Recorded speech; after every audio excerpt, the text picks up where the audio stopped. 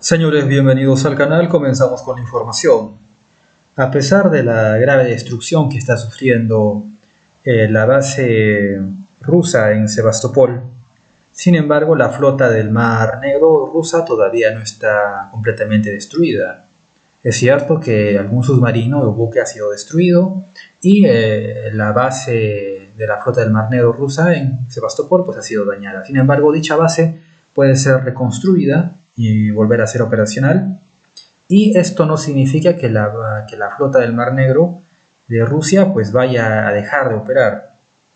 Esto significa que el bloqueo naval va a continuar y además tampoco esto significa que vaya a existir un bloqueo en los puertos de Verdiansk o en los puertos de Sebastopol. Esto significa que la logística rusa que se mueve a través de los puertos pues no va a ser detenida. Además de la logística de los puertos, tenemos la logística que pasa por los nodos ferroviarios. Debemos saber que la principal ruta logística de los rusos es vía ferrocarril. E incluso existen las tropas ferroviarias, que son aproximadamente 30.000 hombres, que se dedican exclusivamente a defender y reconstruir las líneas ferroviarias cuando son destruidas estas. Así que los ataques masivos de los ucranianos con misiles Storm Shadow dados por la OTAN, si bien es cierto, representa una victoria táctica, pues no representa una victoria operacional ni menos estratégica. Por lo tanto, no va a cambiar esto en nada la situación de la guerra. Es decir, la logística en sí no ha sido afectada. Es cierto que se ve muy bien en la televisión el submarino destruido, o un buque hundido, o la sede de la flota del Mar Negro pues también golpeada y destruida. Pero todo esto es completamente recuperable. Además que esto no significa la destrucción de un puerto para que implique la pérdida de un punto logístico. Pero es que además no todos los puertos en el Mar Negro y el Mar de Azov pues se han destruido. Eso sí significaría que Rusia perdería la parte de su logística que va por los puertos, pero eso no ha sucedido. Por lo tanto, lo más importante, que es la logística, no ha sido afectada. Y además las pérdidas que ha tenido Rusia pues pueden ser recuperadas con el tiempo. Además, como dije también, el resto de la flota del Mar Negro va a seguir operando e incluso puede ser apoyada ahora por aviación naval. Así que lo que se está mostrando por los medios occidentales es más que una victoria táctica para subir la moral. Sin embargo, se sabe también que ya en Europa existe cierta reticencia a seguir suministrando armamento a Ucrania. Y es por la siguiente razón. Los países europeos han estado dando material bélico que podían dar. Más de lo que han dado ya significaría sacar de sus propios arsenales, que es el material para su autodefensa. Algo similar ocurre con los Estados Unidos. Es por eso que el material pues no llega tan rápido o en pocas cantidades. Ahora se sabe que los F-16 pues se tiene mucho tiempo esperando esto, pero habrá que ver también en qué condición llega. Si es un F-16 Block 70 o por lo menos Block 50 con misiles AIM-120 C7, porque el C5 no serviría de mucho. Además se requeriría por lo menos 500 tanques Abrams, unos 200 F-16 y todo esto con su respectiva logística ubicada en Ucrania. Y además, por lo menos 100 baterías Patriot con al menos 5.000 misiles Patriot para defender esta logística. Ya que llevar toda la logística a Polonia, pues significaría un bastante recorrido. Pero incluso la ruta tendría que ser protegida de los misiles balísticos y de los misiles crucero y los drones de los rusos. Así que es todo un conjunto de sistemas el que Occidente tiene que aportar a Ucrania para poder hacer que exista algún cambio significativo. Los ATACMS serán la última píldora venenosa estadounidense para Ucrania. En julio de 2022, el asesor de Seguridad Nacional de Estados Unidos, Jake Sullivan, en respuesta a las crecientes demandas de Ucrania y sus partidarios de proporcionarle el sistema de misiles tácticos del ejército, o ATACMS, declaró que entregar a Ucrania esta arma supondría el riesgo de poner a Estados Unidos y Rusia en el camino hacia una tercera guerra mundial. Ucrania había estado exigiendo que los ATACMS se incluyeran en la lista de armas que Kiev afirmaba necesitar para ejecutar con éxito su tan promocionada contraofensiva. Ahora, cuando la contraofensiva, que lleva en marcha más de 3 meses, se tambalea ante una defensa rusa que ha demostrado ser más capaz de lo que originalmente pensaron los planificadores militares de la OTAN que asistieron a los ucranianos en su elaboración. El secretario de Estado norteamericano, Antony Blinken, anunció repentinamente que la administración Biden estaba considerando dar marcha atrás en la cuestión del suministro de ATACMS a Ucrania. Lo que no se mencionó fue hasta qué punto el gobierno estadounidense había abordado la cuestión de una tercera guerra mundial con Rusia, y si los ATACMS seguían considerándose un posible desencadenante de la misma. Una teoría que se está abriendo camino en Washington es que la administración Biden, después de que sucesivas decisiones de adquisición de armamento, HIMARS, el M1 Abrams y el F-16, entre otros, parecieran cruzar las llamadas líneas rojas rusas sin generar ninguna reacción rusa apreciable, creyó que los rusos permitirían igualmente la introducción de los ATACMS sin provocar una crisis similar a una tercera guerra mundial. El análisis subyacente a esta valoración es que el presidente ruso, Vladimir Putin, va de farol en lo que se refiere a las llamadas líneas rojas, y que Estados Unidos puede proporcionar a Ucrania las armas que necesita para proseguir con éxito su estancada contraofensiva. Pero hay 2 problemas principales con esta evaluación. Uno, en primer lugar, hace ciertas suposiciones sobre las denominadas líneas rojas de Rusia y las consecuencias que tendrían para Ucrania y sus socios occidentales si se cruzasen dichas líneas. Hasta la fecha, Rusia solo ha articulado 2 líneas rojas definitivas en lo que se refiere a la actual operación militar especial contra Ucrania. La primera es la implicación directa de fuerzas estadounidenses o de la OTAN en el conflicto, ya sea poniendo botas sobre el terreno en Ucrania o interviniendo en Bielorrusia. La segunda es cualquier situación militar que amenace la supervivencia existencial de la nación rusa. En ambas circunstancias, el presidente de Rusia, Vladimir Putin, ha decretado que su país utilizaría todos los medios a su alcance para responder a la amenaza, incluidas las armas nucleares. Todas las demás denominadas líneas rojas son de naturaleza especulativa, formuladas por personas distintas del presidente. 2. En segundo lugar, se supone que los ATACMS son una tecnología revolucionaria, cuya presencia en el campo de batalla tendría un verdadero impacto en la capacidad de las Fuerzas Armadas ucranianas para prevalecer en combate contra sus rivales rusos. Es un sistema de 50 años de antigüedad que el ejército estadounidense dejó de comprar en 2007. Aunque los ATACMS se han beneficiado de un programa de extensión de la vida útil diseñado para evitar que el misil falle una vez lanzado debido a su vejez, sigue siendo un sistema envejecido con capacidades limitadas.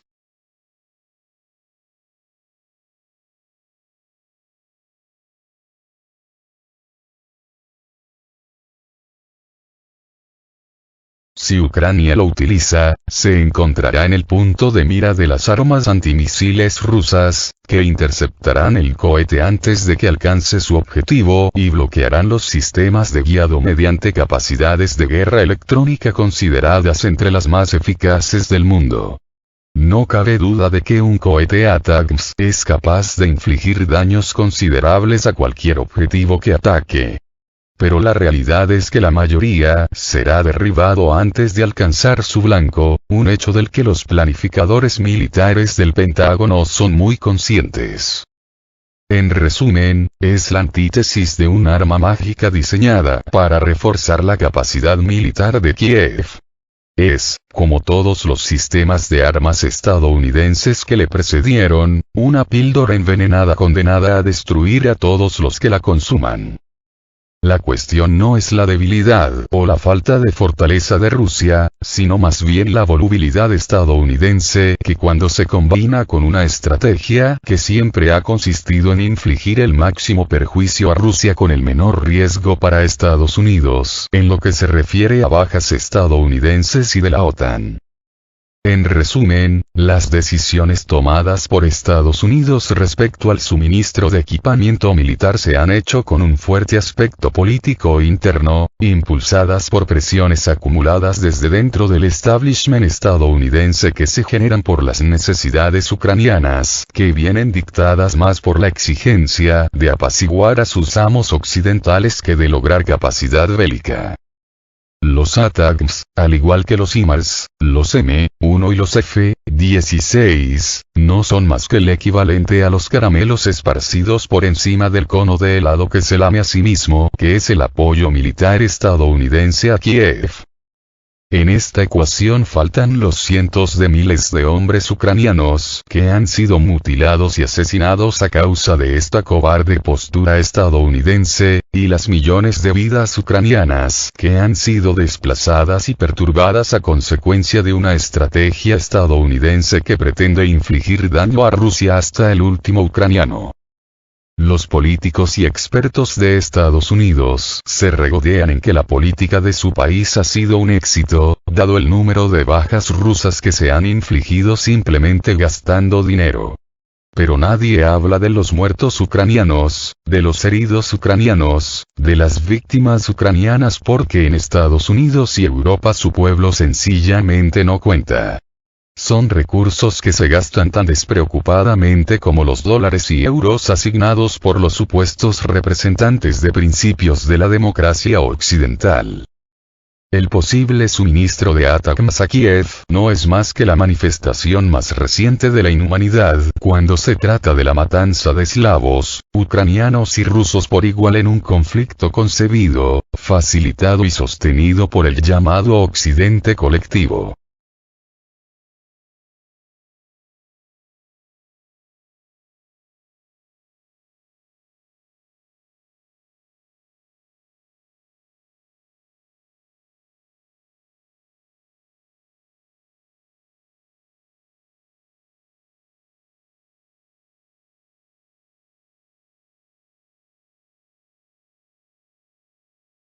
La contraofensiva ucraniana ha fracasado desde su inicio. El gobierno de Estados Unidos debería ser realista en relación con el conflicto en Ucrania, dejar de apostar por el éxito de la contraofensiva de Kiev y centrarse en todo caso en buscar una salida negociada, señala el analista Daniel L. Davis en un artículo publicado este 18 de septiembre en el semanario Newsweek.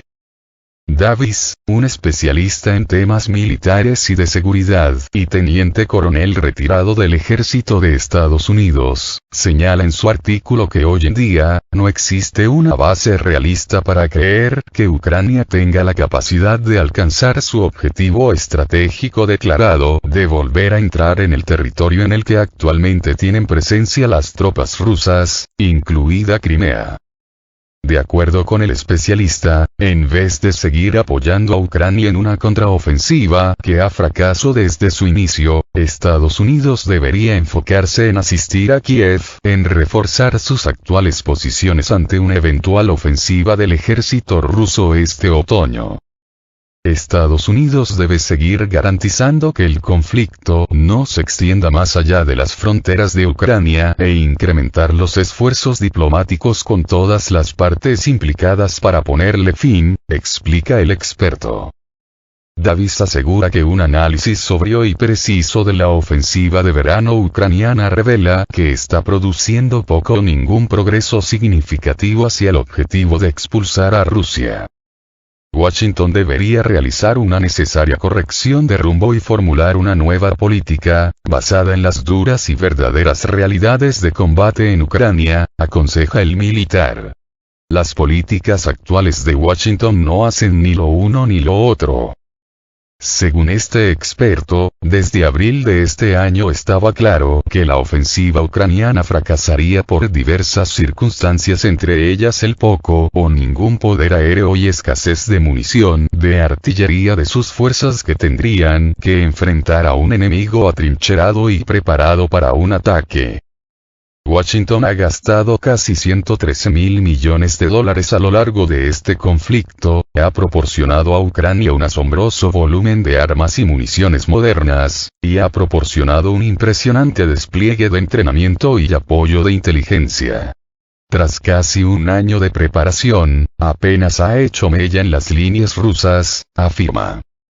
El pasado 12 de septiembre, el presidente ruso, Vladimir Putin, aseguró que la contraofensiva de Kiev no logró sus objetivos y solo produjeron pérdidas que ascienden a 71.500 efectivos ucranianos. En sus palabras, un total de 543 tanques y 18.000 vehículos blindados de distintas clases de las Fuerzas Armadas de Ucrania fueron destruidos durante la operación militar especial rusa. Lancet 3M destruyó el caza ucraniano MiG-29A. Imágenes exclusivas aparecieron en la red, que registraron el momento de un ataque preciso del vehículo aéreo no tripulado kamikaze Lancet 3M en el caza MiG-29A de las Fuerzas Armadas de Ucrania, ubicado en la base aérea Dolgintsevo en Kryvyi Rih. Para reconocimiento adicional y designación de objetivos, se utilizó otro dron, un Sala 421-16E. El trabajo conjunto de estos dos drones permitió llevar a cabo un ataque preciso y de largo alcance, a una distancia de más de 70 kilómetros de la posición de lanzamiento. Este incidente es único en los conflictos modernos. El ataque es único en muchos aspectos, ya que los aviones de combate como el MiG-29 rara vez son blanco de drones kamikaze, debido a la lejanía de los aeródromos militares. La base aérea de Dolgintsevo es una de las bases aéreas clave en Ucrania, que comenzó a utilizarse activamente hace unos meses. Cabe destacar que el golpe se dio a una distancia de más de 70 kilómetros, lo que indica un alto nivel de fabricación de los drones utilizados y sus capacidades.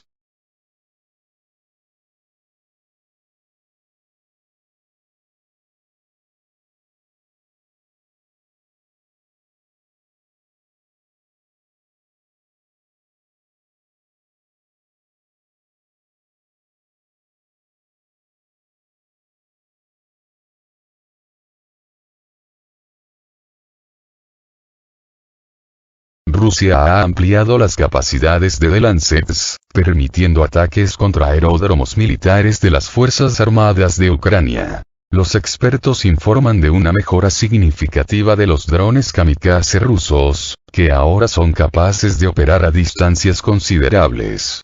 Recientemente se supo de la derrota del caza ucraniano MiG-29 en la base aérea de Dolgintsevo, ubicada a unos 80 kilómetros de la línea de contacto.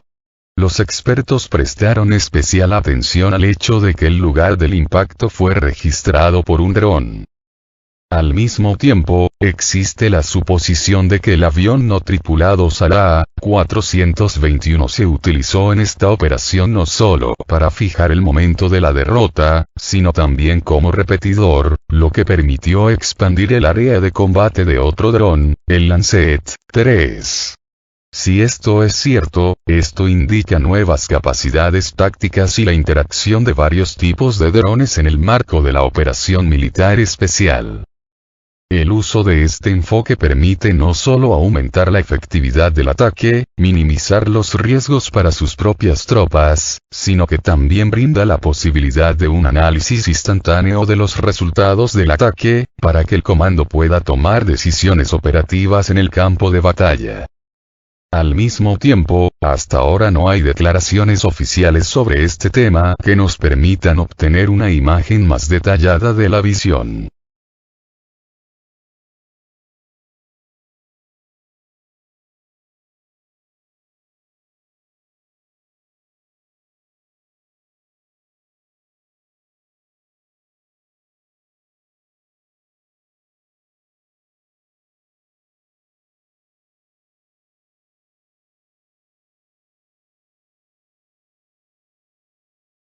El Krasukha ruso comenzó a quemar los sistemas de control de los aviones de combate ucranianos. Los sistemas rusos de guerra electrónica Krasukha se han convertido en una seria amenaza para la aviación ucraniana.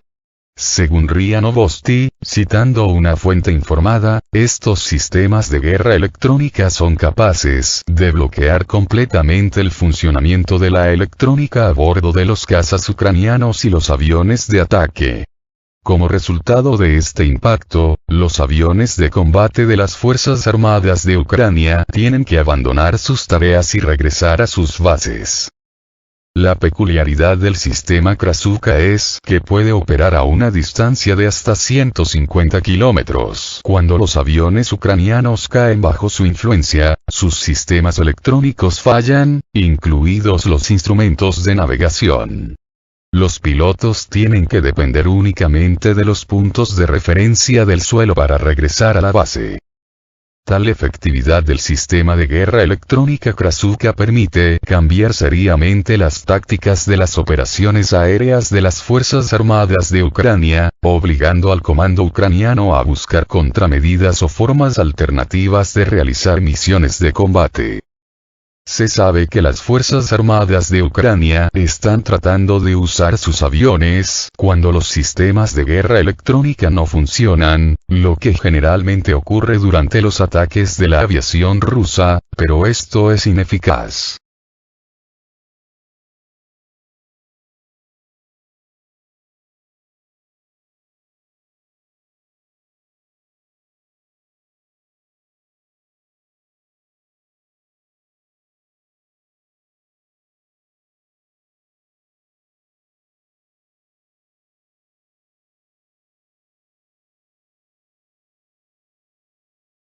El despliegue del arma hipersónica del ejército de Estados Unidos se retrasará hasta finales de año. El ejército de Estados Unidos no cumplirá su objetivo de desplegar un arma hipersónica de largo alcance llamada Dark Eagle durante el año fiscal del gobierno, que finaliza este 30 de septiembre, reconoció el jefe de adquisiciones del ejército en una entrevista con el portal Defense News publicada el 18 de septiembre.